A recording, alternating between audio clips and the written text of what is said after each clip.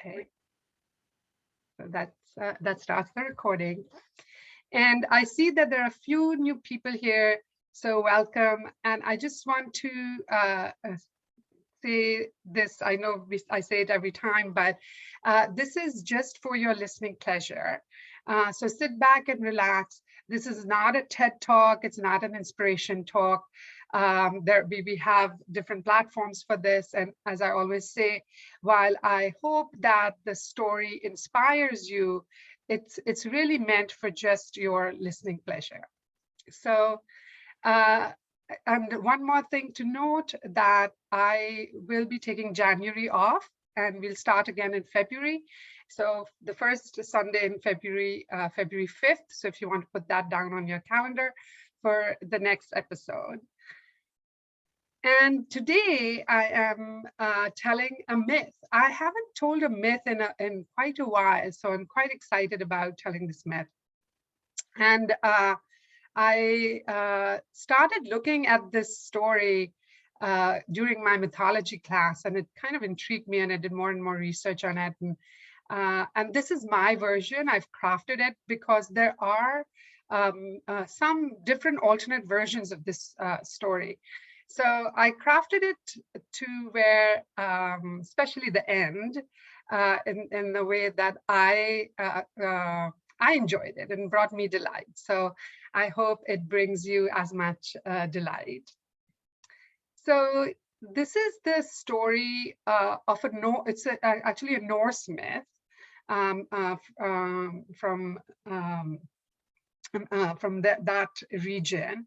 And some of you may or may not have already heard of the gods Thor and Odin and Loki. Those are some of the gods who have become very, very famous during this time with the Marvel movies and also in comics. So Thor and Loki were brothers and very famous, like I mentioned. But one of their half brothers, so Odin had another wife, Frigg, and from Frigg he had two sons also. And one of them was Baldr. And he's a very not very well-known god. But Baldr was the god of joy and purity and light and the summer sunshine. And he was called Baldr the Beloved, because each and every god and goddess in Asgard, in the sky, in the heavens, to all the mortals in Midgard on earth, absolutely loved Baldr. And Baldr was so pure that it is said that light would shine from him. And he was kind, and as I said, every god and goddess and all the mortals just loved Baldr. But he was also very brave and a ferocious fighter and fought many wars. But even in the wars, it was said that he was very kind. And there's an incident when he's in battle and sees a little bird that's fallen out of the tree. And it is said that he stopped the battle and lifted the little bird and put it back in the nest to back with its mother. And that's how kind and gentle he was. And that's why everybody just loved him. But even though there was so much love around him, he was not free from agony. He would have these horrible, horrible nightmares. And one day his mother Frigg saw him and said, "Son, you are so beloved. Everybody in Asgard to Midgard loves you.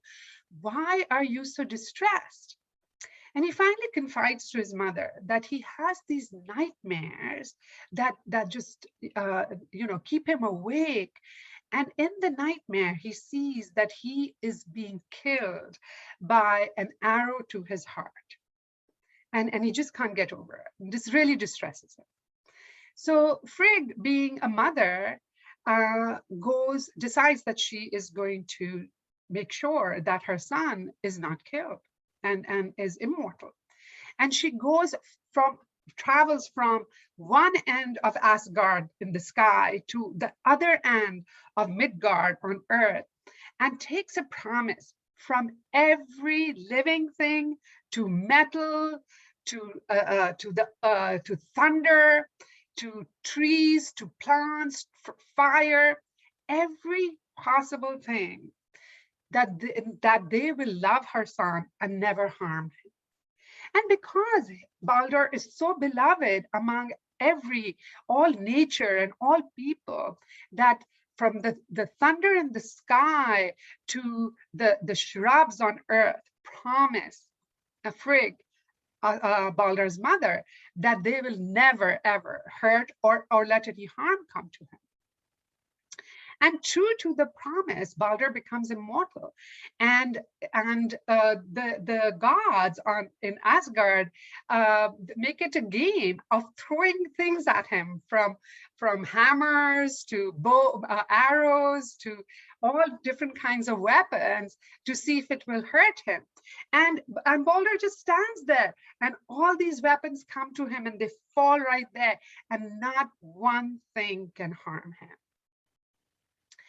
And his half-brother Loki, who's also known for mischief and causing lots of mischief in Asgard and Midgard, and causing mischief among the gods, comes one day to Asgard, and he sees that there is this joyous game going on, and Baldr is standing there, and all the gods are taking turns of throwing things at him, and they're laughing because all the weapons just fall around Baldr, and not one thing hurts him.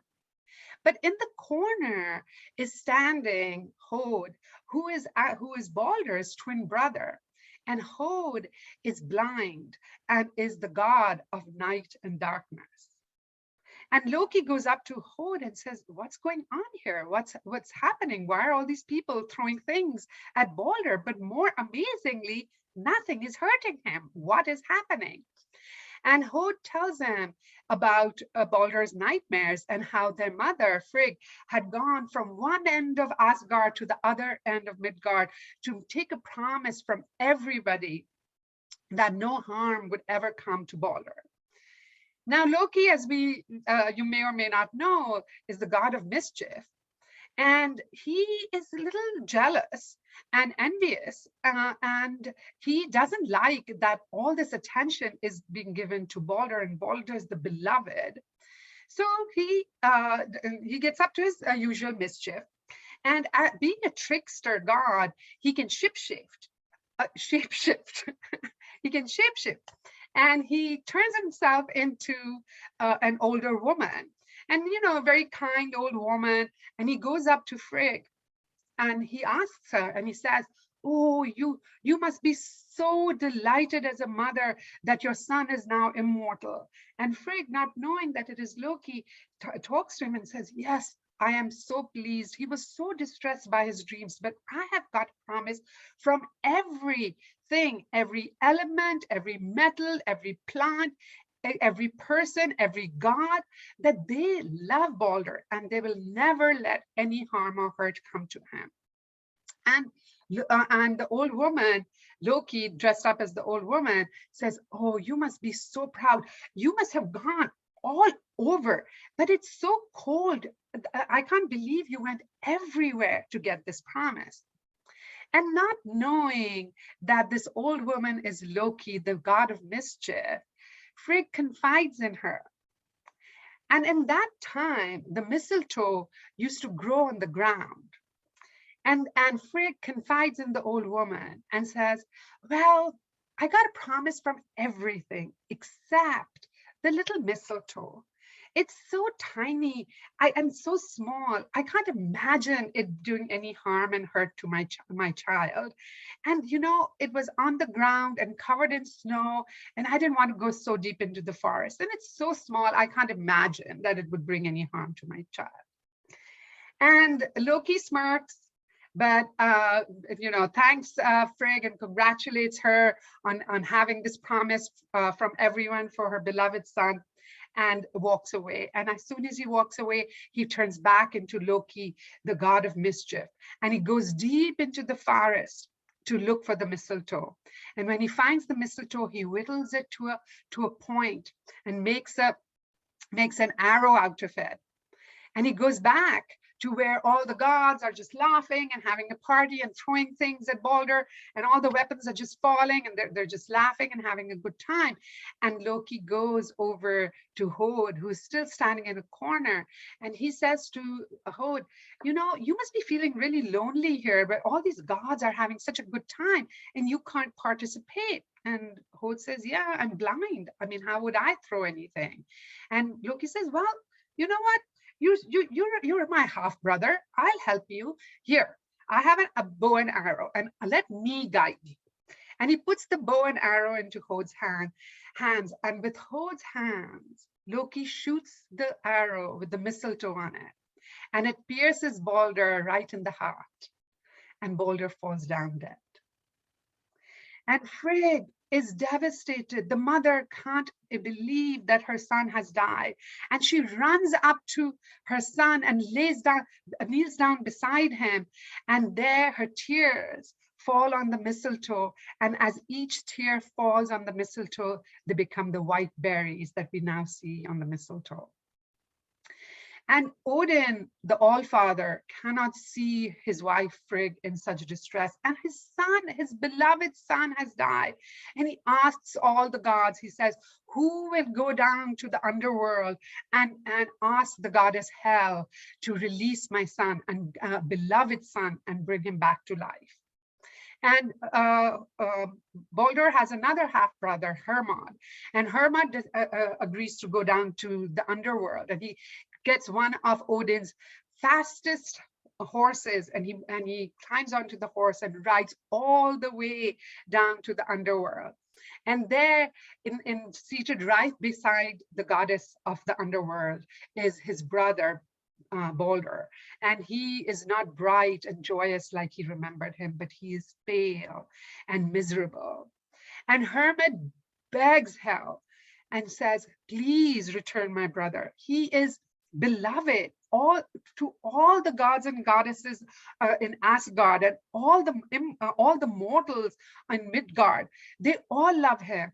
He is the most beloved god of all. Please, this is just saddened us beyond belief. Please return him to Asgard.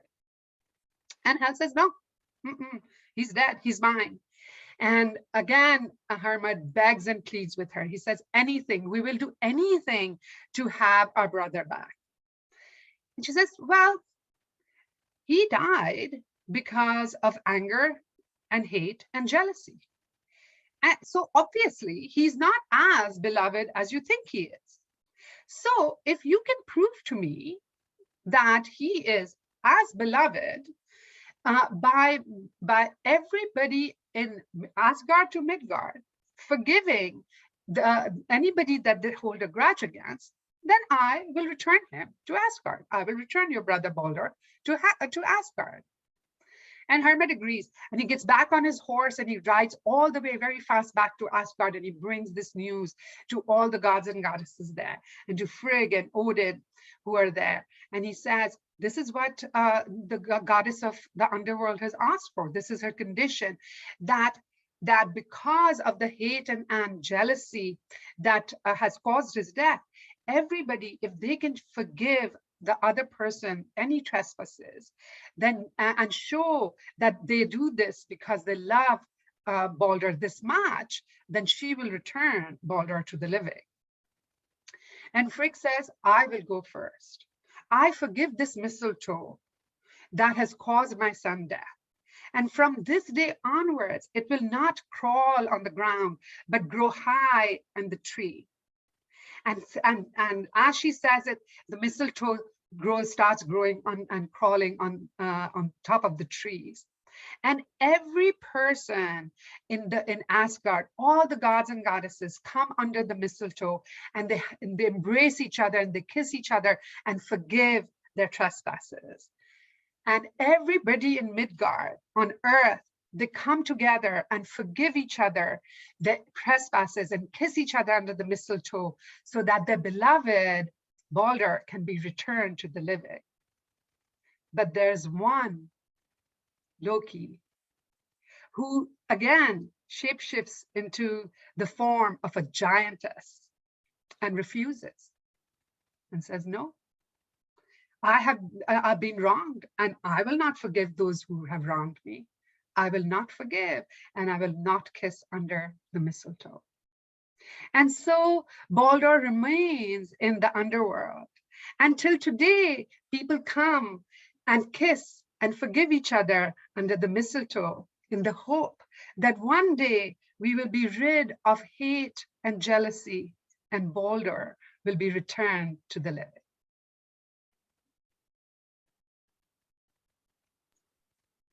That was a lovely story, Dinah.